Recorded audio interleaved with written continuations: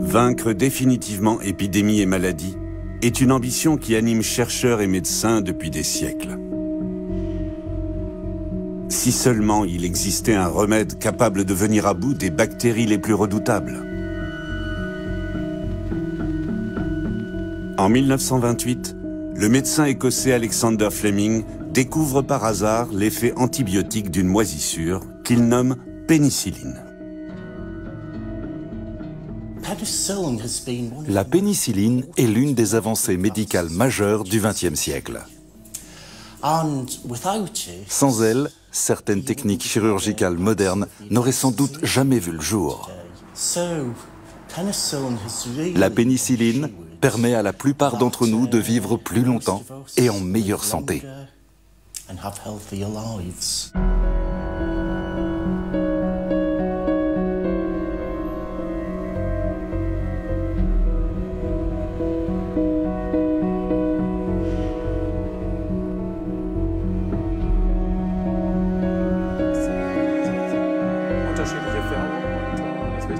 On a cru qu'elle allait sauver l'humanité.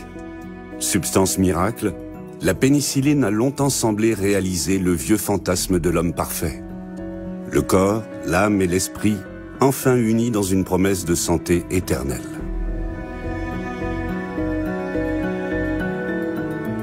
Mais le remède n'est plus ce qu'il était. Il a même tendance à se retourner contre nous. Il arrive que le recours aux antibiotiques s'accompagne aujourd'hui d'un risque mortel.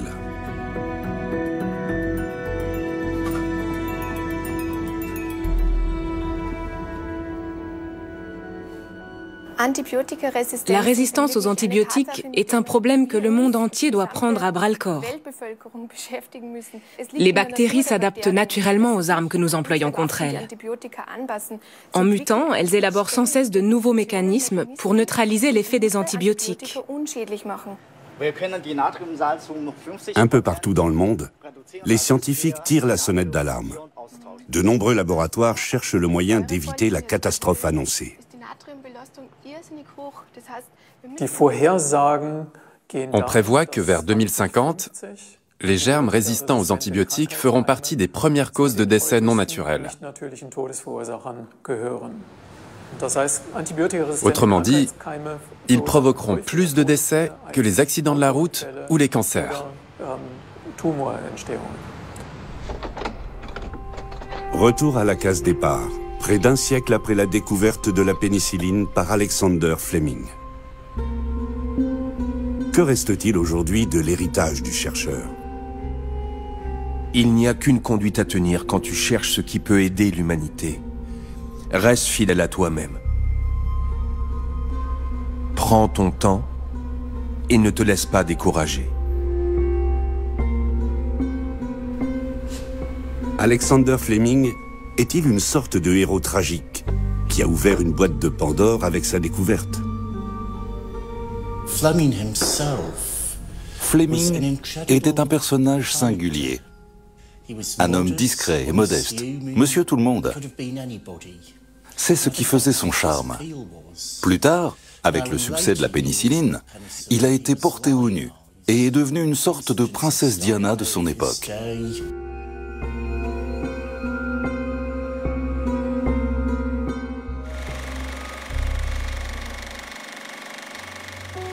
Depuis 1914, la guerre fait rage en Europe. Alexander Fleming sert en France dans les hôpitaux de campagne du front occidental.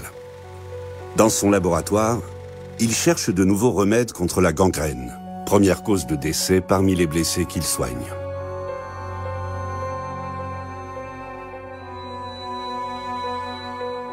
Les plaies des soldats étaient mon champ de bataille à moi. Du matin au soir, je tamponnais et j'imprégnais leur chair blessée d'antiseptiques. Je leur prélevais du sang afin d'y analyser les bactéries. J'avais le visage de plus en plus gris.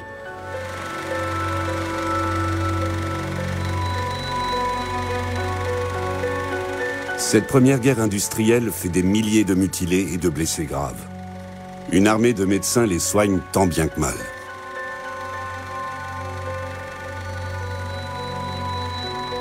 Pour Alexander Fleming, qui poursuit ses recherches sur les bactéries, le conflit est un macabre essai à grande échelle. Il a démontré que le recours à des antiseptiques trop puissants sur les blessures de guerre faisait plus de mal que de bien.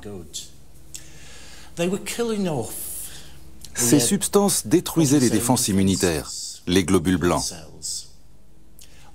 En outre, elles étaient mal adaptées aux plaies causées par des munitions modernes.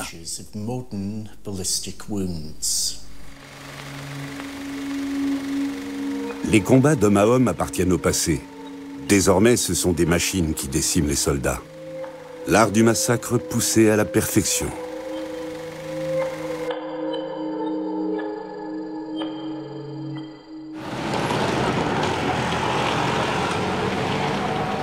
Le quartier de Paddington, à Londres.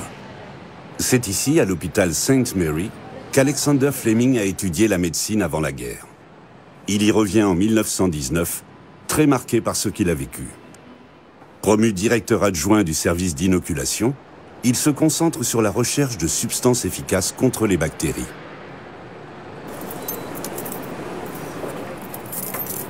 L'historien Kevin Brown a transformé l'ancien laboratoire du chercheur en un petit musée.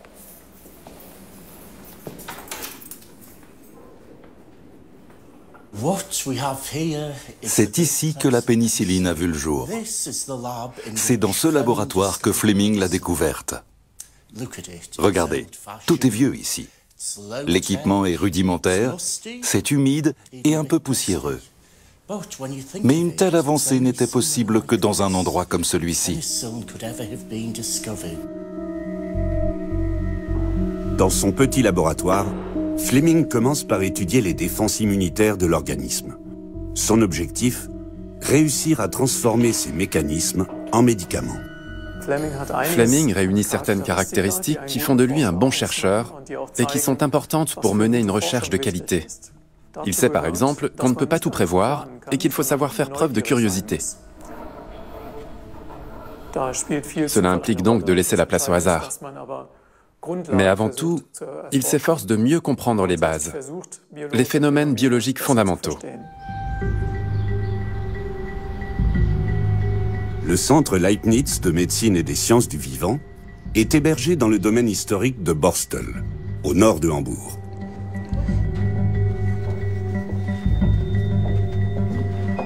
Dans la clinique attenante, Christoph Lange et son équipe soignent des patients atteints de formes graves de tuberculose, déclenchées par des germes multirésistants.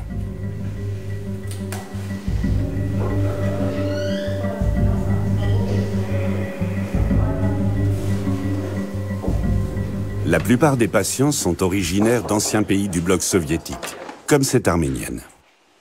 Faute de soins dans son pays, elle a trouvé refuge en Allemagne. Elle est en quarantaine en raison de son haut degré de contagion. Dann ist sie jedes Jahr noch mal auf die Krim zur Kur gefahren. Und wann ist die Tuberkulose wiedergekommen? Christoph Lange ne néglige aucune piste pouvant expliquer la propagation de la maladie.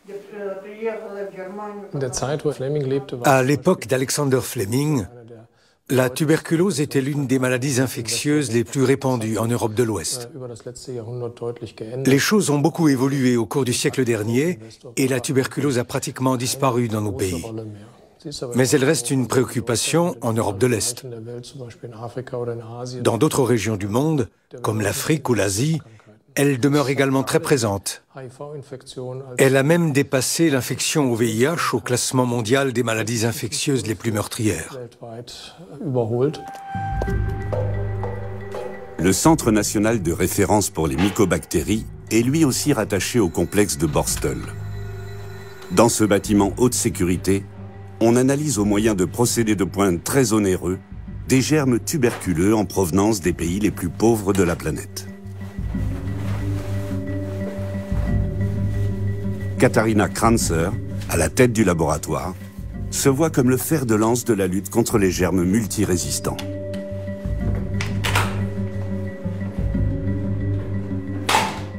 Alexander Fleming est le premier à avoir découvert une substance capable d'agir contre les maladies infectieuses. Ça a été un événement capital. pour lui-même en tant que chercheur et pour le monde entier.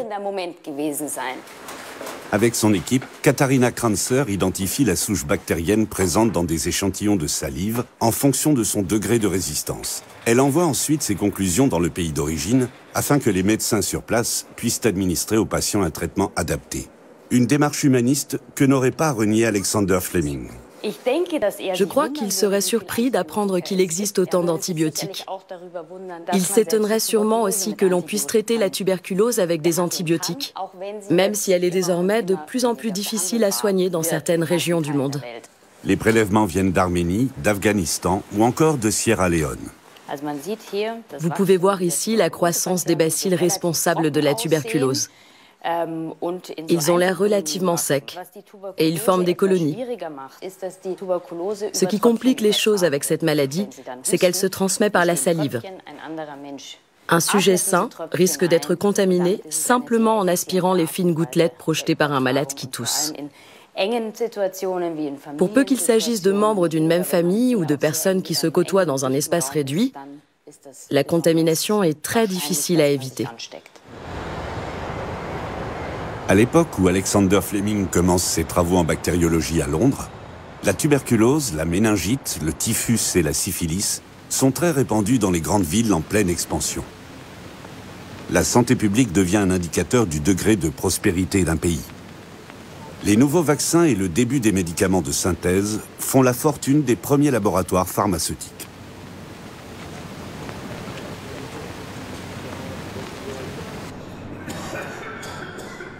Mais Fleming choisit une autre voie. Il est persuadé que l'organisme produit lui-même des substances antibactériennes. Le chercheur est souvent enrhumé en raison du brouillard et du froid londonien. En 1921, il découvre dans son propre mucus nasal une enzyme active dans la défense contre les infections bactériennes qu'il baptise lysozyme.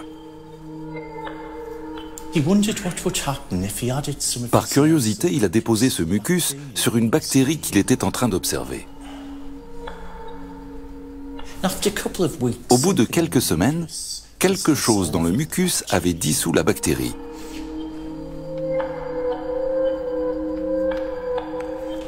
Fleming a toujours dit que ses travaux sur le lysozyme étaient ce qu'il avait fait de mieux en matière de recherche. Et c'est plutôt bien vu. Il a bien plus approfondi ce sujet que son étude de la pénicilline. Le problème, c'est que le lysozyme n'était pas efficace contre les bactéries les plus pathogènes et les plus dangereuses.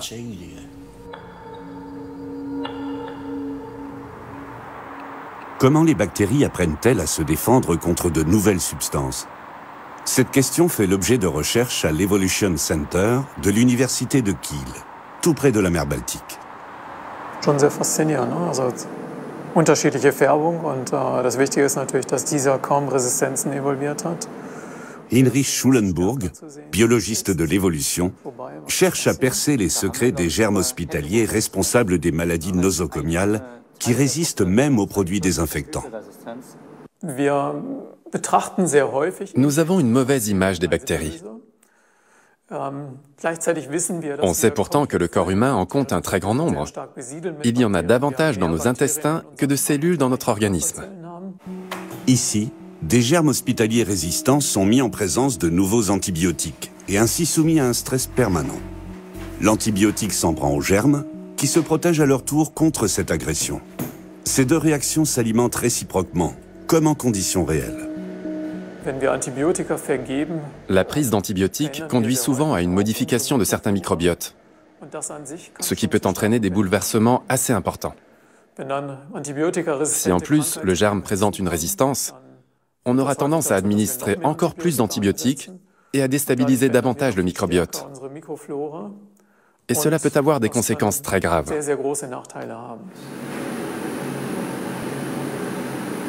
Comme tous les êtres vivants, les bactéries sont soumises aux lois de l'évolution. Confrontées à l'utilisation massive d'antibiotiques ces dernières décennies, elles ont développé des résistances de manière disproportionnée. Seuls les germes les plus virulents survivent. C'est ce cercle vicieux qui est à l'origine de la crise mondiale des antibiotiques. Les bactéries finissent toujours par développer des résistances. C'est ce que montre cette frise chronologique. On voit en haut à quelle époque on a commencé à administrer des antibiotiques à l'homme. Et en dessous, on a noté quand les premières résistances à ces antibiotiques ont été observées dans les germes. On constate que l'apparition de résistance est systématique, y compris contre des antibiotiques dont l'efficacité semblait initialement à toute épreuve. Les bactéries, les germes, trouvent toujours un moyen de s'adapter. Mais dans l'entre-deux-guerres, la bombe à retardement des antibiotiques n'est pas encore amorcée. Pendant une dizaine d'années, Alexander Fleming poursuit ses travaux avec des méthodes peu ordinaires.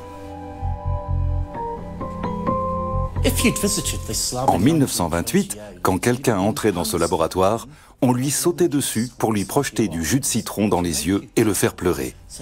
Fleming pouvait ainsi recueillir les enzymes des larmes. Avec obstination, le chercheur continue d'étudier les micro-organismes du corps capables de guérir les infections graves. Une caricature parue dans Punch, revue satirique de l'époque, montre une file d'écoliers qui attendent d'être battus en échange d'une pièce d'1 penny. Le but était de les faire pleurer pour récupérer l'antiseptique contenu dans leur liquide lacrymal. Alexander Fleming a la réputation d'être un original. Le lysozyme, c'est moi qui l'ai découvert. C'était mon bébé. Et j'en tirais une grande fierté. Je voulais aller partout pour le présenter.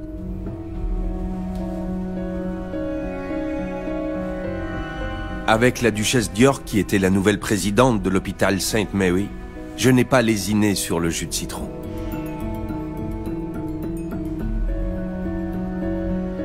Aussitôt, les larmes ont jailli de ses yeux. Les articles scientifiques du chercheur sur le lysozyme passent pratiquement inaperçus jusqu'à la fin des années 1920. Leur auteur n'a aucun talent pour l'autopromotion.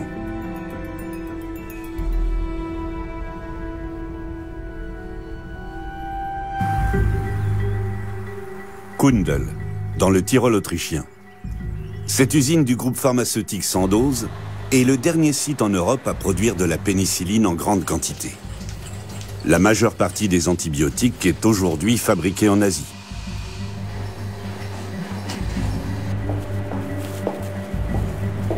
Eva Maria Littringer et son équipe cherchent de nouvelles substances actives antibiotiques efficaces contre les bactéries.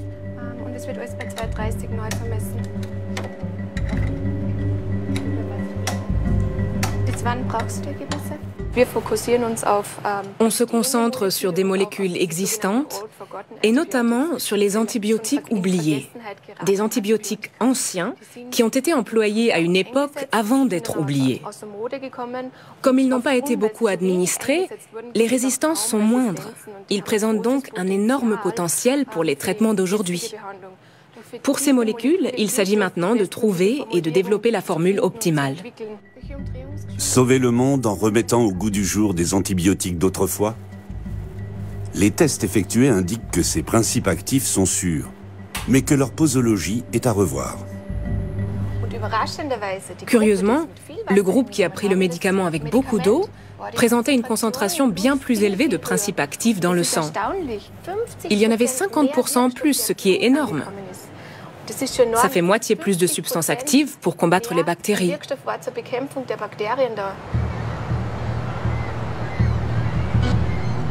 En 1928, Alexander Fleming passe l'été avec son épouse et son fils dans la ferme de ses parents en Écosse. Avant de partir, il confie à son assistant, Stuart Craddock, le soin de surveiller les nouvelles bactéries mises en culture au laboratoire. Pendant l'absence du chercheur, le jeune homme ne touche à rien.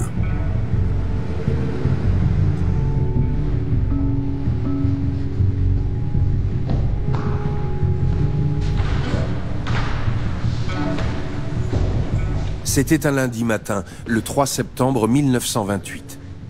Je suis arrivé à mon laboratoire de l'hôpital St. Mary et certains de mes collègues m'ont regardé entrer. « Salut, c'était bien les vacances ?» J'ai examiné les cultures de staphylocoque que j'avais mises en place avant de m'absenter. Et puis là, soudain, je l'ai vu. Le scientifique avait laissé une colonie de bactéries jaunes dans une coupelle. Les bactéries ont en partie disparu, laissant la place à une moisissure. Il arrive qu'on trouve quelque chose alors même qu'on ne le cherchait pas. Dans la journée, il retourne observer sa plaque de culture. Et là, quelque chose attire son attention. Comme c'est curieux.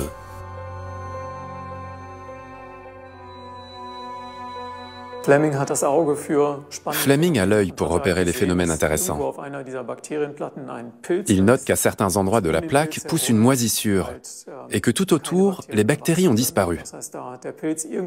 La moisissure a donc dû dégager une substance qui a eu un effet antibiotique. Je pressentais que cette moisissure avait un intérêt, même si j'étais loin d'imaginer ses réels bienfaits.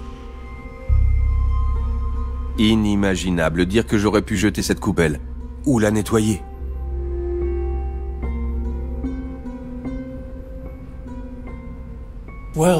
À ce jour, l'origine de cette moisissure demeure un mystère.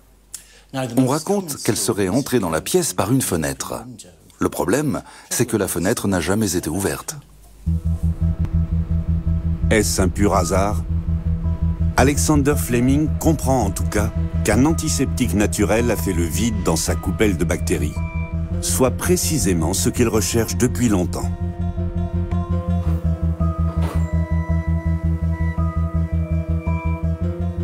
À Kiel et partout dans le monde, des scientifiques cherchent de nouveaux procédés pour identifier et neutraliser les souches bactériennes les plus dangereuses. La technologie a beaucoup évolué.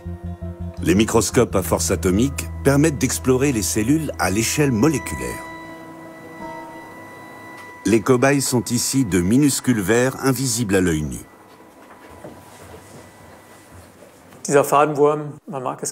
Contre toute attente, ce nématode présente des points communs avec l'être humain, notamment en ce qui concerne les molécules qu'il utilise pour se développer, bâtir son système nerveux et repousser les agents pathogènes. Na, was machen deine Würmer? Denen geht's nicht so gut. Ich glaube, dass die also unter diesem Bakterienstamm schon ganz schön leiden, die hier oben lagen. Scheinen tatsächlich alle tot zu sein. L'équipe veut déterminer quels sont les antibiotiques qui assurent la survie des vers et provoquent la mort des bactéries, ou inversement. Après 2 ans de travaux, la tendance est claire.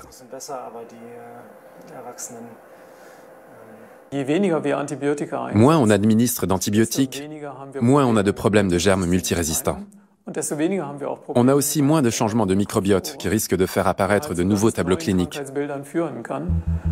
Ce projet de recherche fondamentale montre que les germes multirésistants constituent aujourd'hui un défi de société, plus qu'un problème médical. On sait que les antibiotiques sont essentiels pour sauver des vies. C'est la raison pour laquelle il ne faut les employer qu'en cas de nécessité absolue. D'ailleurs, Fleming était déjà de cet avis. Il avait constaté que des résistances pouvaient apparaître très rapidement. À de nombreuses occasions, y compris lors de son discours de réception du prix Nobel, il a plaidé pour une utilisation des antibiotiques en dernier recours uniquement. Aujourd'hui, on a oublié ce principe. Il faut revenir à une utilisation raisonnable. L'usine Sandoz à Kundl en Autriche commence à produire de la pénicilline après la Seconde Guerre mondiale. C'est le premier laboratoire au monde qui réussit à fabriquer la substance en comprimé, à une époque où elle n'est disponible que sous forme injectable. Dans d'immenses cuves en acier, les moisissures vivantes fermentent dans un milieu de culture liquide. On en extrait ensuite un antibiotique sous forme de poudre. À Kundl, On croit toujours à l'avenir de la pénicilline. La pénicilline est le plus ancien de ces antibiotiques que l'on utilise à grande échelle. Mais on dispose aujourd'hui de tout un arsenal contre les germes. Il existe aussi de nouveaux antibiotiques très efficaces que l'on garde sous clé et qui ne seront mis en circulation qu'en cas de nécessité extrême. Il faut éviter que les bactéries aient l'occasion d'entrer en contact avec eux.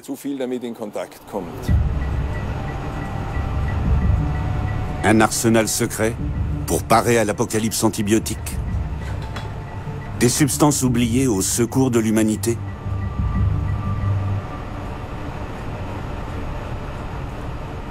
Près d'un siècle après la découverte de la pénicilline, la santé mondiale semble à nouveau à la croisée des chemins.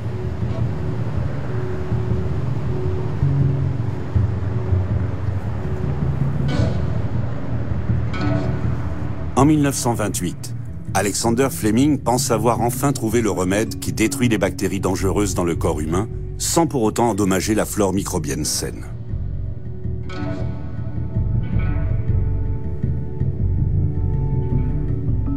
Je me doutais que cette moisissure avait un effet antiseptique exceptionnel. C'est pourquoi j'ai tenté de la mettre à son tour en culture. Mais ce fut difficile, car elle était très fragile. Fleming obtient une multiplication de la moisissure dans un brouillon de culture et parvient à observer son effet sur d'autres souches bactériennes. L'enjeu est de stabiliser cette moisissure afin de la tester sur l'homme. Comment y parvenir ? Mais nous avons fini par réussir, et une petite quantité de substance s'est multipliée. Pour la science, il décide d'en administrer à Stuart Cradock, qui souffre d'une sinusite chronique.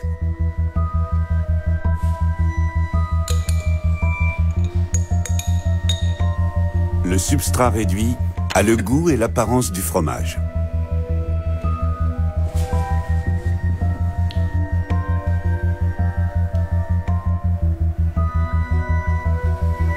Cradock a guéri rapidement. Et j'ai rédigé un article sur les propriétés de cette moisissure que j'ai baptisé pénicilline.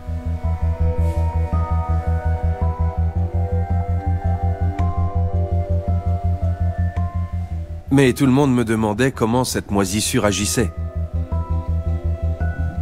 Et je ne voyais pas comment on parviendrait à cultiver la quantité dont on avait besoin pour procéder à une batterie de tests.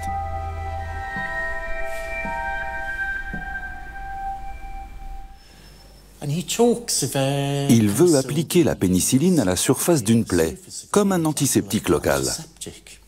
Cela correspond aux usages de l'époque. Mais surtout, il évoque la possibilité d'une administration par injection, donc d'un traitement systémique qui passerait par le sang. Alexander Fleming envoie des échantillons de sa moisissure à tous ses confrères qui le veulent bien. Il donne aussi des conférences, mais sans rencontrer le moindre écho scientifique. Dans les années 1930, la découverte du chercheur suscite très peu d'intérêt.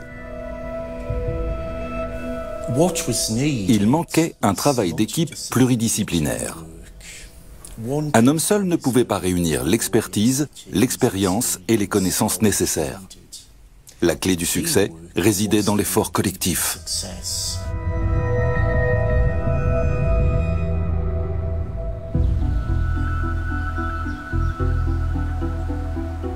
De la même façon, seuls des programmes de recherche interdisciplinaires permettront à l'avenir de venir à bout des germes multirésistants.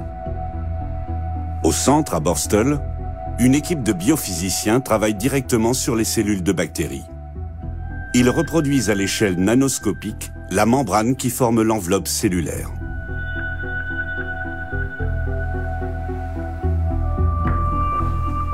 Hallo Christian.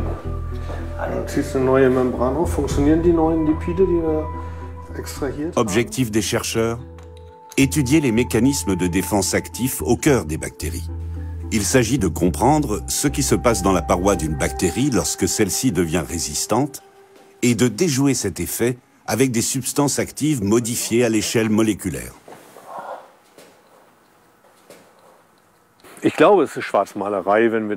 Il ne faut pas partir du principe que certaines bactéries pourront à nouveau causer des ravages dans la population. S'ils sont utilisés intelligemment, les antibiotiques existants et ceux qu'on est en train de mettre au point permettront à l'humanité de régler ce problème. Thomas Gutzmann et ses collaborateurs s'intéressent aux peptides, des protéines produites par l'organisme qui ont une action antibactérienne chez le sujet en bonne santé. À l'aide d'un microscope à force atomique, ils observent comment les peptides pénètrent dans les noyaux cellulaires à travers la membrane. En cas de blessure, le corps humain sait donc se défendre. Et si les peptides neutralisent les bactéries au niveau du noyau des cellules, demain, une substance extérieure pourrait jouer le même rôle. L'objectif est de détruire les bactéries. Pour ce faire, on peut endommager leur membrane jusqu'à ce que la bactérie ne soit plus viable. Mais on peut aussi faire passer des substances à travers la membrane, afin qu'elles agissent à l'intérieur de la bactérie.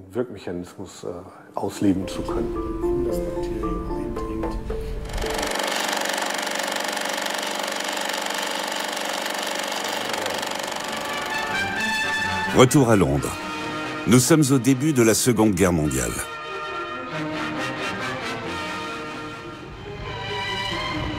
Après la capitulation de la France en juin 1940, l'Allemagne essaie d'obtenir celle du Royaume-Uni par des bombardements aériens intensifs.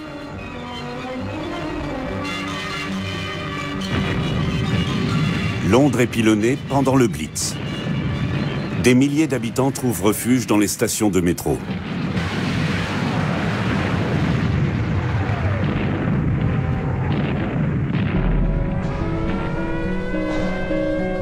Alexander Fleming, lui, a la tête ailleurs.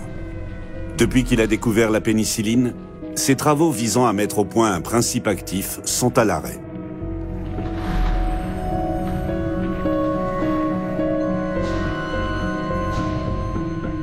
Je n'entendais même plus les sirènes et les bombes qui tombaient sur la gare de Paddington et faisaient vibrer mon laboratoire. J'avais l'esprit trop occupé. J'avais l'intuition que ma découverte serait développée par d'autres scientifiques qui en feraient bientôt une arme miracle.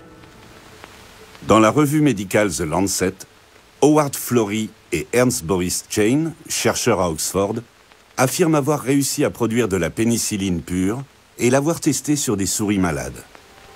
Fleming leur avait adressé un échantillon de moisissure peu de temps après sa découverte. À l'évidence, ils ont franchi une étape cruciale. En 1928, c'est par hasard qu'une moisissure s'est retrouvée dans ma boîte de pétri. C'est aussi le hasard qui a présidé aux recherches de Florey et Chain en 1938.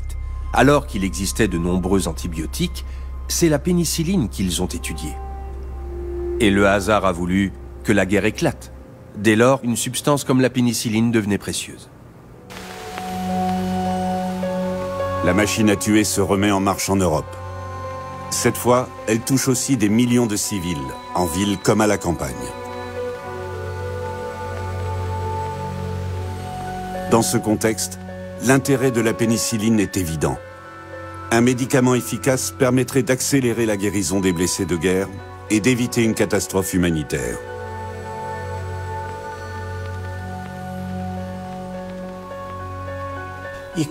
La Seconde Guerre mondiale a été un accélérateur pour la mise au point de la pénicilline. Les travaux ont eu lieu à l'été et à l'automne 1940. Le Royaume-Uni était alors menacé d'invasion.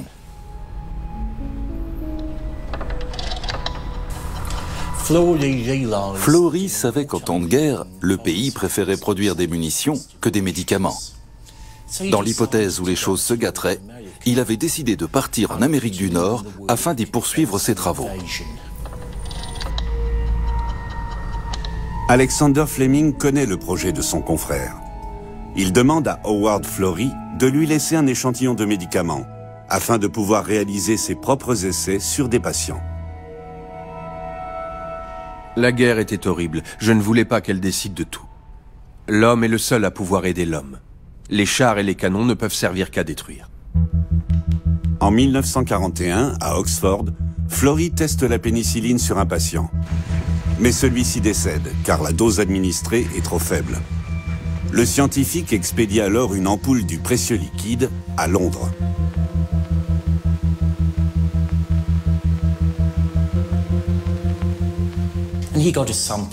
Howard Florey lui a fait envoyer un échantillon. C'était la seule pénicilline alors disponible. Alexander Fleming veut sauver un homme atteint de méningite, hospitalisé à St. Mary. Il tente le tout pour le tout. Il a pris le risque de lui injecter la pénicilline directement dans le liquide céphalo-rachidien.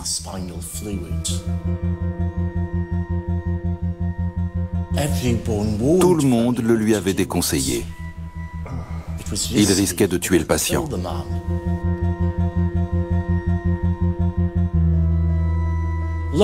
Par chance, l'homme a survécu. Dans le contexte réglementaire actuel, Fleming aurait sans doute été radié de l'ordre des médecins.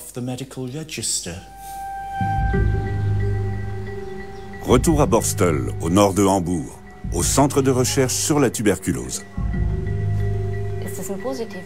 Le laboratoire analyse chaque année quelques 5000 prélèvements salivaires venus du monde entier et soupçonnés de contenir le virus de la tuberculose. Ah, okay. Der ist also auch positiv. Ja, Moment, ich muss den Fall noch mal gerade aufmachen. L'équipe recherche dans ces échantillons des souches de tuberculose résistantes et les recense dans une base de données. Un projet à visée humanitaire pour permettre aux professionnels de santé d'aider les malades sur le terrain.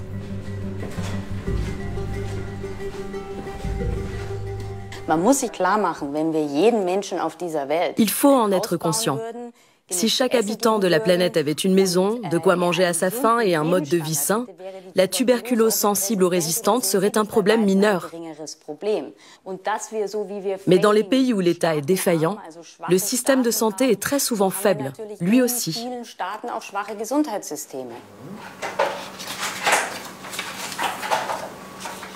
Un tiers des cas de tuberculose multirésistante qui surviennent en Allemagne est soigné dans la clinique spécialisée de Borstel, soit 35 sur 100 cette année. Le traitement médicamenteux coûte 100 000 € par an et par patient. Et la tuberculose continue de gagner du terrain dans le monde. Une tendance aggravée par les mouvements de réfugiés.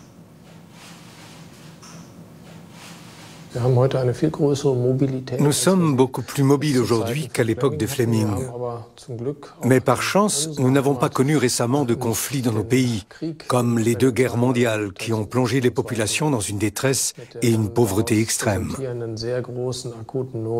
Aujourd'hui, c'est plutôt la détresse du reste du monde qui vient à nous. Cette jeune docteure arménienne veut attaquer le mal à la racine. Christoph Lange l'a fait venir à Borstel, où sont testés de nouveaux traitements pour les cas de tuberculose les plus graves.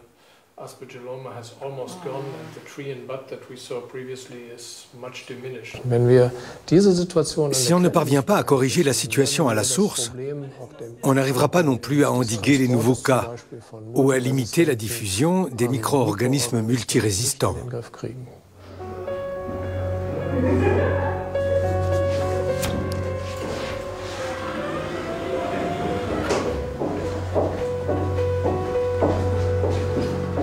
Wie geht es Ihnen heute?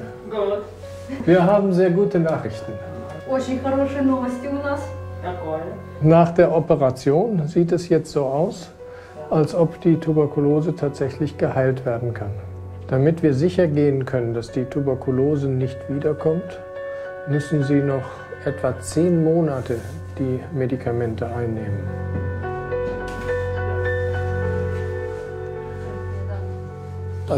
Il est très gratifiant pour un médecin d'obtenir la guérison d'un patient. C'est un changement énorme par rapport à l'époque d'avant Alexander Fleming. De nos jours, on peut réellement guérir les personnes atteintes de maladies infectieuses. En tant que médecin, je trouve ça merveilleux. Fin 1941, les États-Unis entrent en guerre.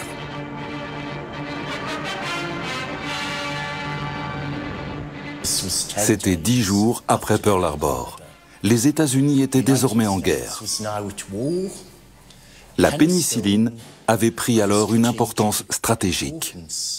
Le camp capable de remettre rapidement sur pied ses malades et ses blessés disposait d'un avantage militaire sur l'ennemi. Howard Florey part pour les États-Unis. Dans ses valises, il emporte des cultures de moisissures et sa propre pénicilline. L'industrie pharmaceutique américaine se lance très vite dans une production à grande échelle, avec le soutien financier de la fondation Rockefeller. Penicillin actually comes from mold. Spores of that mold are put into flasks. Here they feed on a sugary liquid, in which after 9 days, penicillin is contained in solution. The liquid is drained off for further treatment, and the process of separating the penicillin from the fluid is achieved.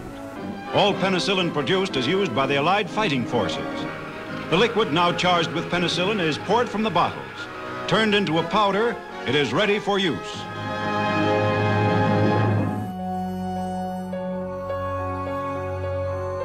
Le nouveau remède miracle est commercialisé aux États-Unis à grand renfort de publicité, avec un objectif. À mesure que la guerre se prolongeait, la production de pénicilline augmentait. Parallèlement, les coûts de fabrication ont diminué. En 1944, on disposait de quantités suffisantes pour un emploi massif sur les champs de bataille européens.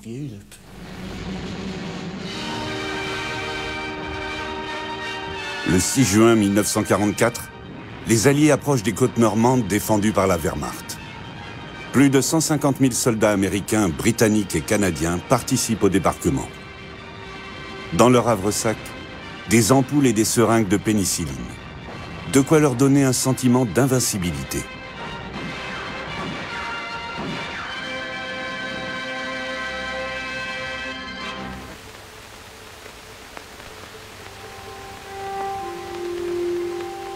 Après la guerre, la pénicilline demeure longtemps l'apanage des puissances victorieuses.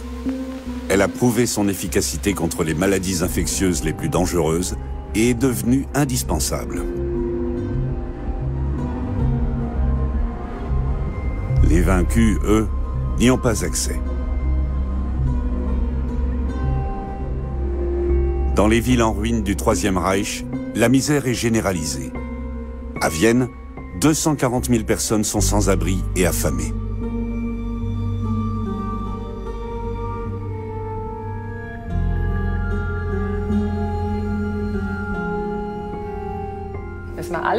Les gens manquaient de tout. Il n'y avait pas de nourriture, pas de logement et bien sûr pas de médicaments. La pénicilline était une invention relativement récente. C'était... Le médicament miracle. Oui, c'était un remède miracle. C'est l'armée américaine qui avait commencé à l'utiliser à grande échelle. On ne la trouvait donc que dans les hôpitaux militaires. Mais elle n'était pas donnée à n'importe qui.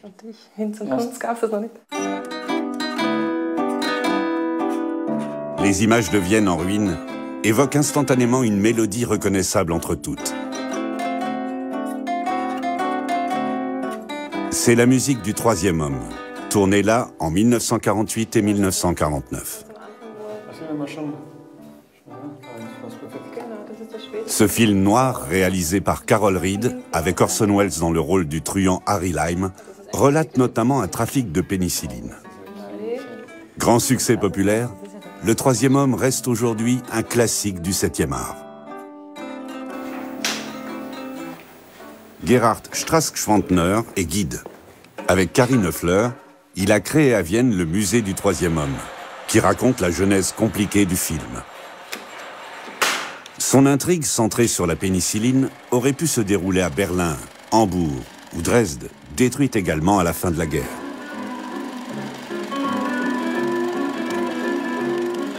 Les scènes marquantes du film sont projetées dans le musée.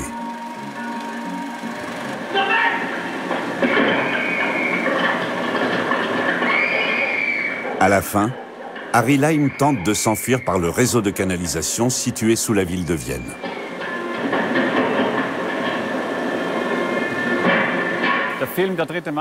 Si Le Troisième Homme est aussi connu, c'est grâce à ses scènes emblématiques et au cadrage oblique dès qu'il y a un danger.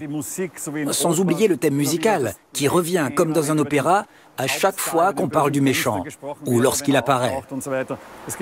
Et il n'y a pas 10 films au monde qui ont une photographie aussi somptueuse. Aujourd'hui, la visite des canalisations souterraines est une attraction touristique, et pas seulement pour les cinéphiles.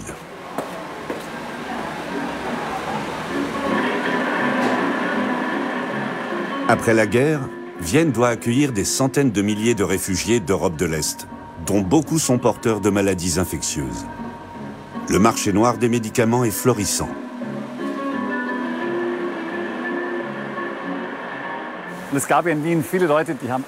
À Vienne, certains auraient payé n'importe quel prix pour sauver une vie. Par exemple, celle de leur enfant à l'agonie. Les gens étaient prêts à tout abandonner, à vendre tout ce qu'ils possédaient. Ils déboursaient des fortunes pour un peu de pénicilline dérobée à l'hôpital militaire. Et dans le film, Harry Lime, cette ordure, coupe la pénicilline pour en vendre encore plus. Le troisième homme, Grand Prix du Festival de Cannes en 1949 et Oscar de la meilleure photographie en 1951, plonge le spectateur dans la corruption sociale et politique de l'immédiate après-guerre. À l'époque, le fait d'intégrer la pénicilline comme un élément de scénario est une originalité. Harry Lime est le premier d'une longue lignée de trafiquants de médicaments sans scrupules. Ce monstre aurait pu sévir n'importe où.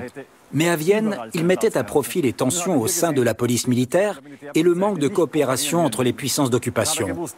Il pouvait mener ses affaires tranquillement puisque les Alliés n'arrivaient pas à se mettre d'accord.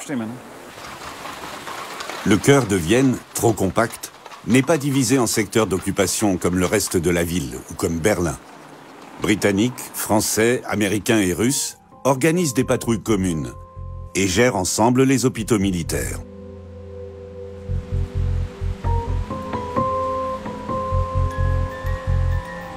Les médecins autrichiens ont l'interdiction absolue de distribuer de la pénicilline. Ils ne peuvent d'ailleurs s'en procurer qu'au marché noir.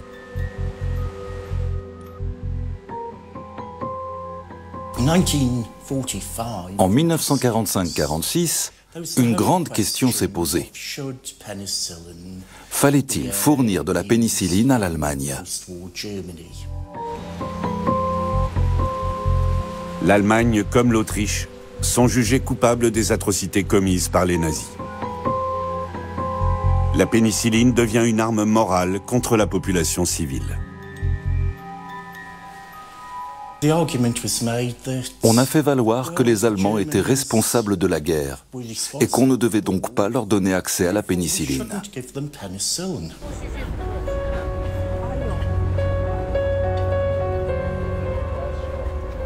Les enfants et les personnes âgées sont les premiers touchés par la tuberculose, la diphtérie, le typhus ou la méningite.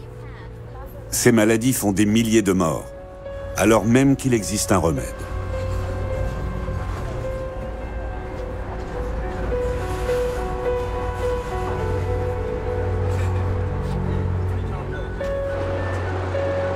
Alexander Fleming, lui, connaît enfin son heure de gloire. En octobre 1945, il reçoit le prix Nobel de médecine conjointement avec Howard Florey et Ernst Boris Chain.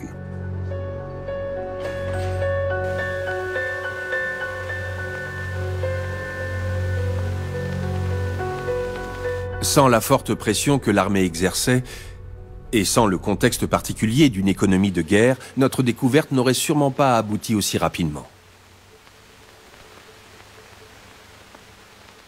Je vais vous raconter une histoire. Quand ma mère était jeune, elle a eu une méningite. Sans la pénicilline, je ne serais peut-être pas là.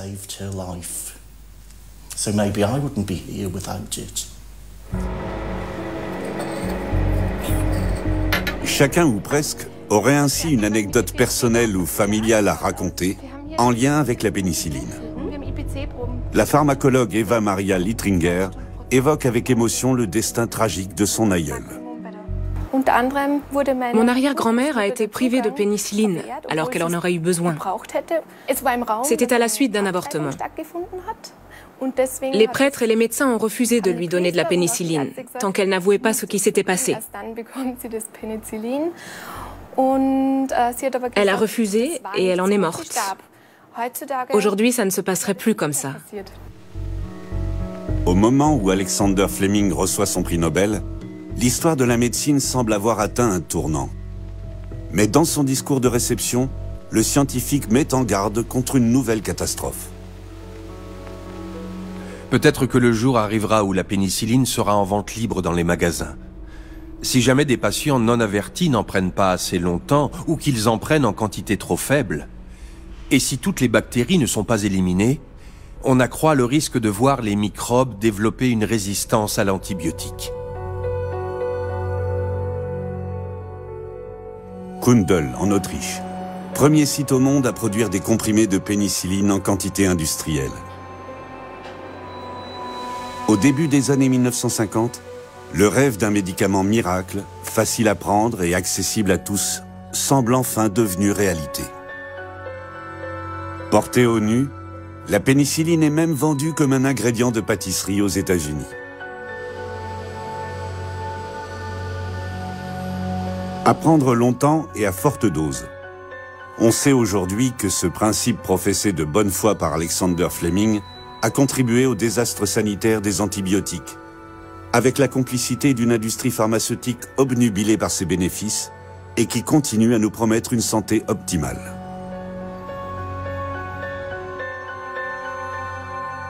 Le temps presse. Les bactéries multirésistantes menacent nos organismes, voire notre civilisation.